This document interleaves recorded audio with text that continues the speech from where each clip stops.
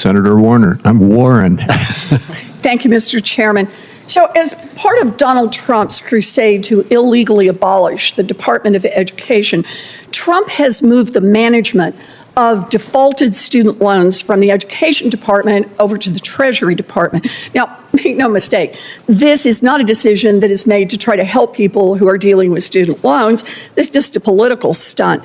In fact, instead of helping families get out of default, the Trump administration has repeatedly jacked up costs for borrowers. Trump's latest move, killing the most affordable student loan repayment plan in history for millions of borrowers. And now families, no surprise, are facing the biggest student loan default crisis in recorded history.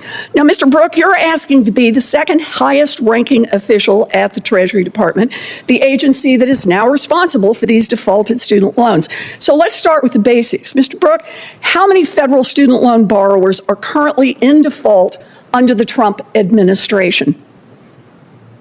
Well, thank you for the question, Senator. Treasury acts as a fiscal agent in a lot of these areas. As you know, the Bureau of Fiscal Service. I'm sorry, I asked a very easy question. I'm not asking for a long oration here. The chair holds me on my time.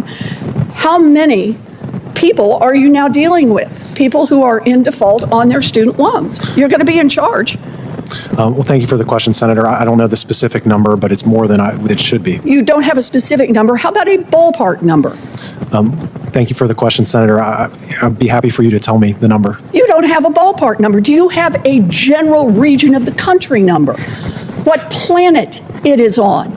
Thank you for the question, That is how Senator. important this is to you, that you don't even know generally? Let me tell you, it's 9 million people who are in default right now and whose financial lives will be in your hands, and you don't even know who they are or where they are. Look, going into default is devastating for people. One potential consequence under federal law, Treasury can take away hundreds of dollars per month from Social Security benefits that seniors worked for decades to earn. Over the years, the government has used this power, it's called offsets, to cut over $1 billion from American Social Security benefits. And according to the latest data, seniors with student loans are about twice as likely to be in default than younger borrowers. So since this is all in Treasury's jurisdiction and all part of what you want to go head up, let me ask you, Mr. Brooke, if the Treasury Department were to use this power, do you know how many seniors with student loans could face cuts to their Social Security benefits? Thank you for the question, Senator. I do not. 450,000, nearly 500,000 seniors who today are relying on those Social Security payments to come in, and you're going to have the power in your hands just to slice that off for them in order to pay on their defaulted student loan debts.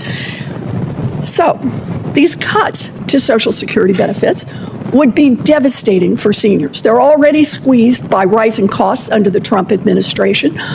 On average, borrowers who are subjected to Social Security offsets see their benefits cut by over $2,000 a year. And for many, that is the difference between living in poverty or not.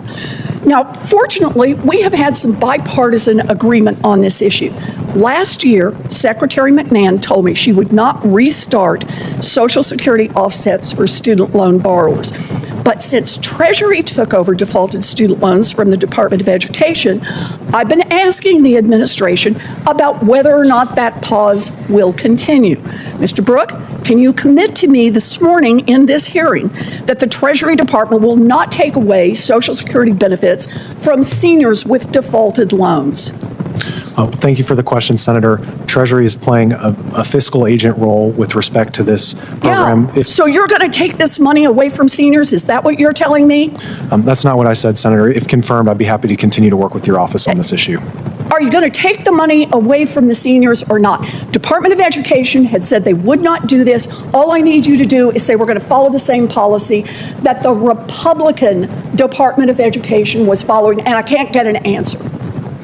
Thank you for the question, Senator. Be happy to continue to work with that. And I'm Secretary not getting an answer here. Secretary McMahon has been very clear on the issue. I just want to say, I'm asking for the minimum here. I'm not into the 9 million people whose lives have been turned upside down. I'm just looking for the 500,000 people who are seniors. Just a commitment that they can count on getting that Social Security payment month after month after month without Donald Trump taking a big bite out of it. And I can't even get that out of this nominee. I'll be a no on you. Senator Elizabeth Warren came out swinging in this confirmation hearing for a top Treasury Department position. She revealed that under the Trump administration, 9 million student loan borrowers are currently in default, and the Treasury Department is now in charge of collecting on those defaults. Warren focused on the most vulnerable, nearly 450,000 seniors who could have their Social Security benefits cut to pay off student loan debt. Under current law, Treasury has the power to take hundreds of dollars every month from seniors' hard-earned Social Security checks. She pressed the nominee hard.